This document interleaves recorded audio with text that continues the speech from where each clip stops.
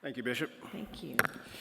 There's really only one place I can start my report this year, and that's just take a little time to remember Bill Junk.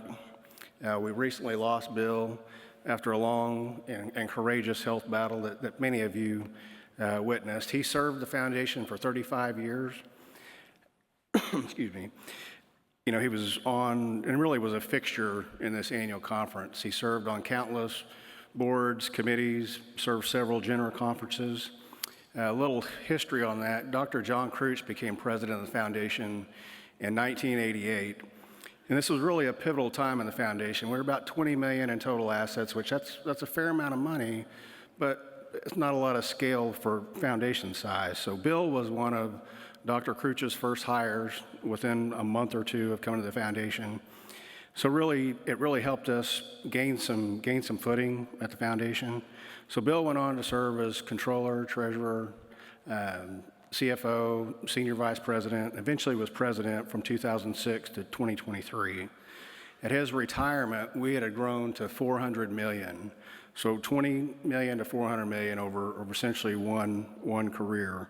Now there was a lot of people and really more than a few God things involved in making that change over that period of time. But Bill's leadership, vision, and commitment really helped shape where the foundation is today. So I'm thankful for his membership ministry and certainly his friendship. So I would just ask that you keep Stacy and family in your prayers. It's been a long road for them, and it's going to be a lot of change going forward. So just remember them, please.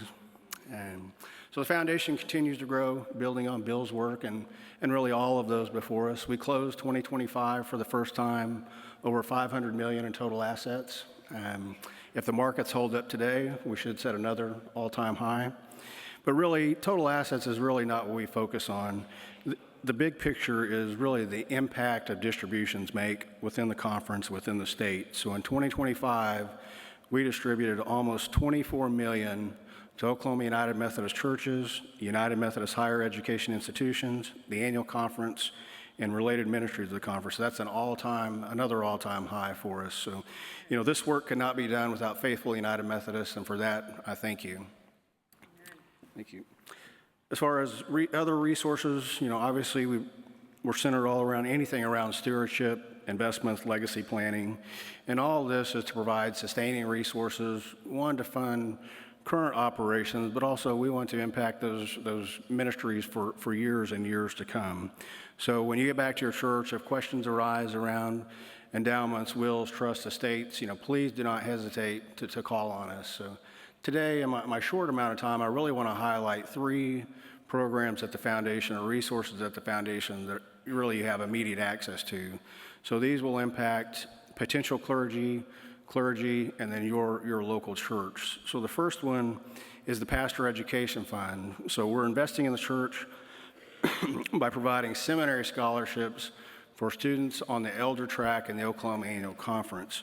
So it's really kind of twofold. We want to get them out of seminary, take that first appointment without the burden of seminary debt, and then secondly, we want to keep the best of the best in Oklahoma. So to receive this scholarship, they agree to come back and serve the Oklahoma Annual Conference. As far as the deadline on that, we're getting close to that. June 15th is the deadline for the fall funding. So if you are considering or know anyone considering a call to ministry, please call Julie Nance at our office and we'll get you started on that process. The second resource we have is for our active clergy. So unfortunately, that Pastor Education Fund hasn't been around and did not exist, you know, when many of you went through seminary. So some of you folks may have had to take on seminary debt. So for all of our clergy that are experiencing seminary debt, we do have funds available to help retire at least all or a portion of that. So our next funding window, the application and deadline on that is July 15th. So that's on the website under the resources tab. Again, call me, call Julie, and we'll get you started on that. The last resource, and this is for all of our churches and agencies of the church, which is the Petrie Memorial Fund. So the Petrie Grant helps fund programs focusing on helping children, youth, the aged, and the needy.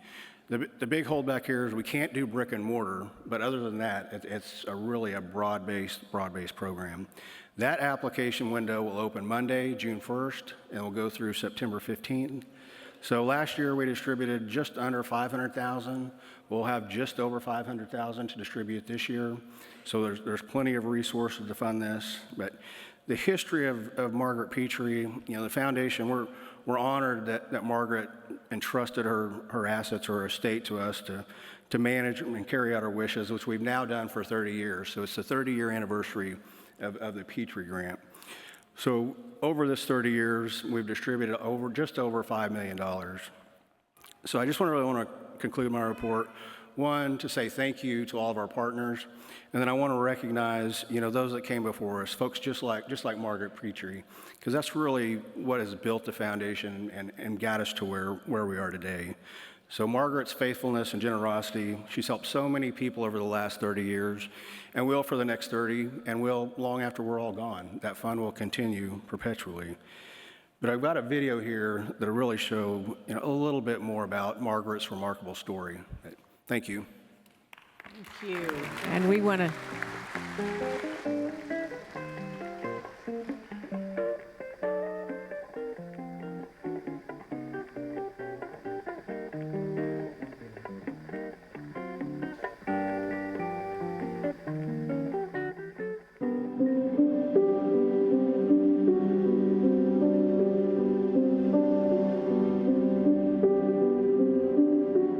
Margaret was just the most wonderful person. She was just kind and gracious, so hospitable, smart as a whip, artistic, had the greatest smile.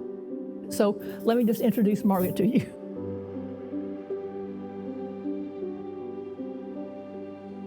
She took the train by herself to New York to go to art school. Now this is 100 years ago, so you can imagine what it was like as a young woman, by yourself being put on the train to go to New York. She was pretty fearless.